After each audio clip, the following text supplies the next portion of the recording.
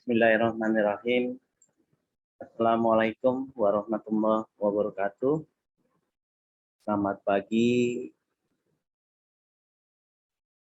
dan salam sejahtera bagi kita semua. Pagi hari ini kita memulai perkuliahan mata kuliah Teknologi Informasi dan Komunikasi. Sebagai pendahuluan dari mata kuliah ini adalah pengenalan secara umum komputer, hardware, software, brainware ya, dalam agroindustri. Nah, nanti ada beberapa tim dosen yang akan mengampu mata kuliah ini. Nanti akan banyak disampaikan materi-materi terkait dengan software. Ya. Nah, kalau kita mulai belajar tentang informasi, tidak lepas dari yang namanya komputer, hardware, software, brainware. Ya. Nah, pada sekarang kayaknya kalau kita gaptek di dalam teknologi informasi, itu sepertinya sudah ketinggalan. Kenapa? Karena semua sekarang sudah serba menggunakan digital, komputer. Kita sehari-hari selalu memegang yang namanya handphone untuk berkomunikasi. Ya. Sekarang jarak itu tidak lagi ada batasnya. Misalnya kita yang orang Muslim ingin mengetahui kondisi Masjidil Haram pada saat ini, jam berapa ini, di sana jam berapa, di sini jam berapa, aktivitasnya apa, sederhana, tinggal kita buka saja. Kemudian misalnya kita ingin ke kutub utara atau kutub selatan, gimana kondisi di sana, gampang saja, tinggal kita buka, ya, namanya Google, ya.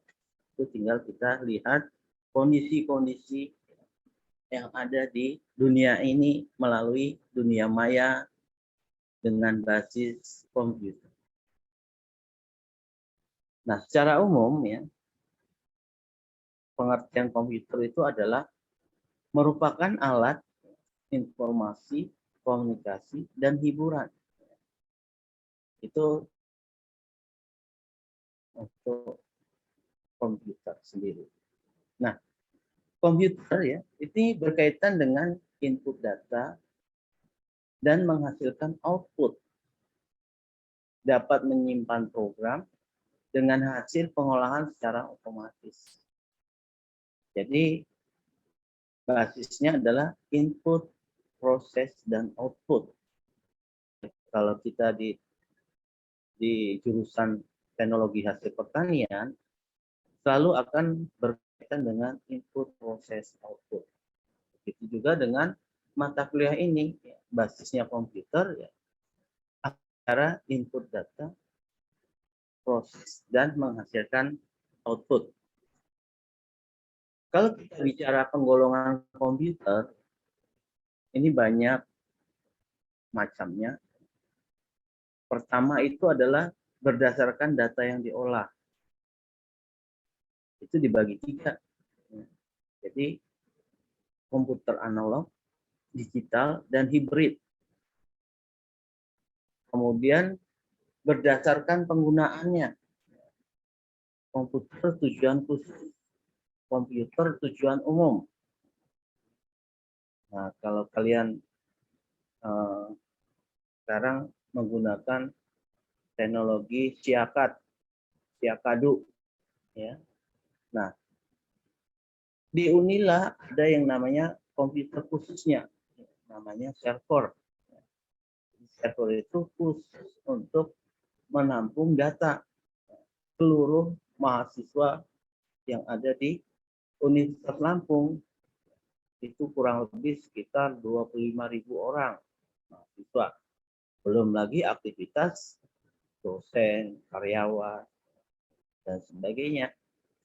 Kemudian komputer dengan tujuan umum. Tujuan umum ini adalah komputer yang digunakan aktivitas kegiatan, apakah itu karyawan ataukah itu dosen, ya, sifatnya umum saja. Ya. Kita bisa beli toko komputer, langsung kita pakai. Nah, tetapi kalau yang tujuan khusus ini berupa server, itu tidak bisa dijalankan jika tidak diisi dulu programnya apa, jenisnya apa. Kemudian berdasarkan kapasitas dan ukurannya.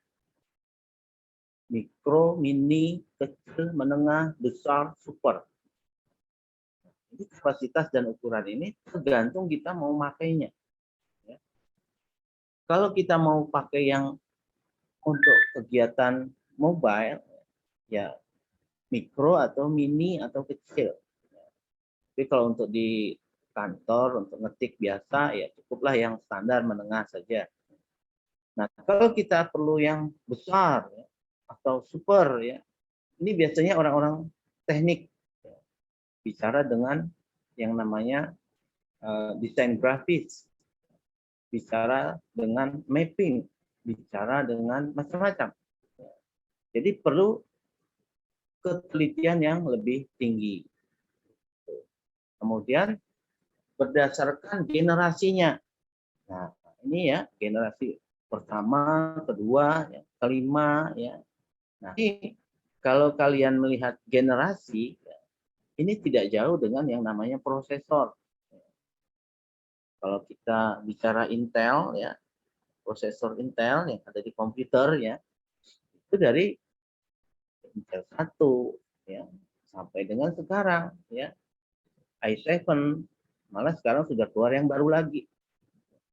Jadi generasinya itu luar biasa perkembangan. Dulu waktu saya masih mahasiswa, ya, seperti kalian, ya, komputernya itu masih yang menggunakan sistem DOS, operating system. Jadi harus menggunakan keluar masuk. Jadi untuk mengaktifkan komputer itu perlu sistem.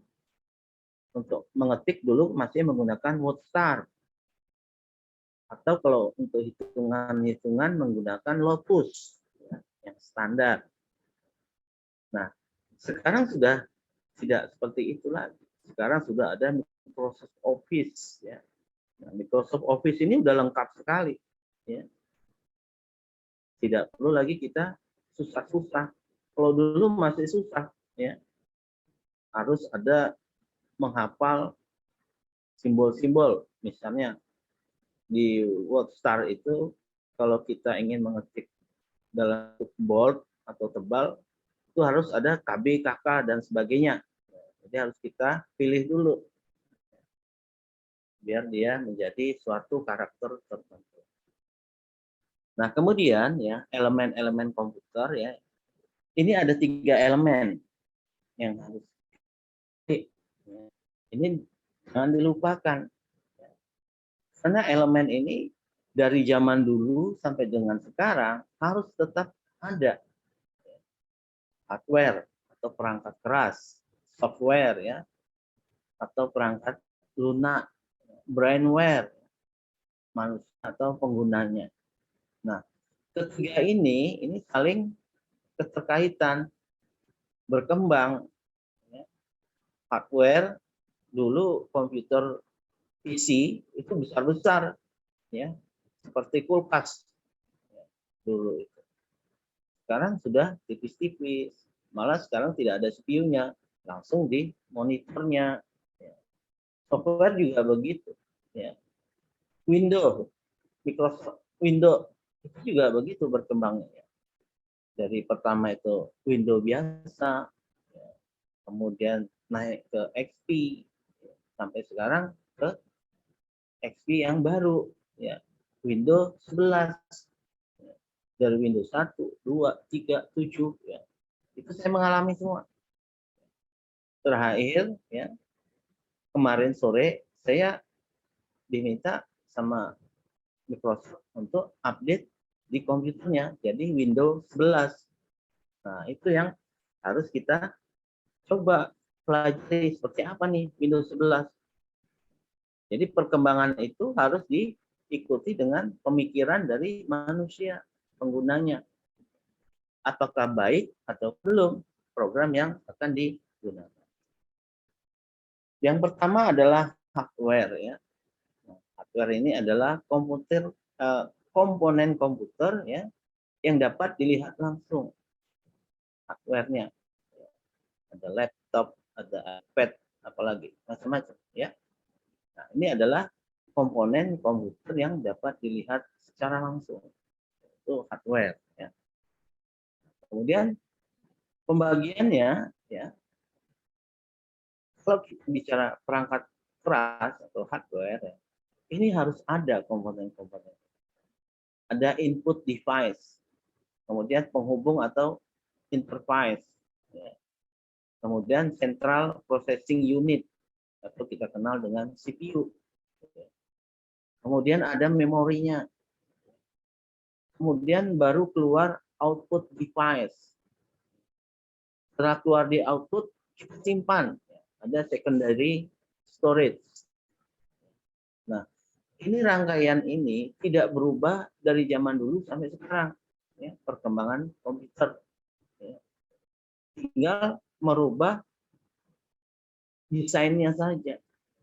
Dulu kalau kita bicara hard disk ya, dulu itu bangga sekali tuh kalau sudah menenteng-nenteng yang namanya flash disk ukuran 128 megabyte. Wah, itu bangga sekali. Sekarang di flash disk ya, itu ukurannya udah luar biasa. Sampai dengan 1 tera atau lebih. Ya. Jadi yang flash disk dulu 128 megabyte itu dengan menggunakan apa namanya? Gantungan, wah bangga bener dikantongin gitu kan. Jadi suatu tren. Nah kalau sekarang orang biasa aja 128 itu udah nggak terpakai. Karena sudah ada yang 1 terabyte. Luar biasa perkembangan. Kemudian software ya atau perangkat lunak. Bagian komputer yang tidak terlihat secara fisik, melainkan program. Nah, kalau kita bicara software, ya, ini banyak sekali perkembangannya. Ya. Software untuk contohnya Siakat. Siakat itu sudah generasi yang keberapa? Yang terakhir adalah Siakadu ini. Ya. Dulu kita waktu saya masih mahasiswa sudah menggunakan Siakat, tapi yang masih standar. Yang penting ada keluar transkrip di print ya. Luar biasa. Kalau sekarang enggak, sudah paperless. Ya, kalian udah bisa melihat mau dari rumah, mau dari Medan, ya, atau dari Jawa, nggak ada masalah. Ya. Bisa dilihat nih, ya, transkrip nilai kalian. Kalau dulu nggak bisa, harus ke kampus, harus daftar dulu di administrasi. Ya. Sekian hari baru keluar print-printan yang namanya transkrip, ya, KRS, dan sebagainya. Nah, itu adalah perkembangan software yang ada di Universitas Lampung. Kita lanjutkan perkuliahannya minggu depan. Sekian, saya Airi. Wassalamualaikum warahmatullahi wabarakatuh.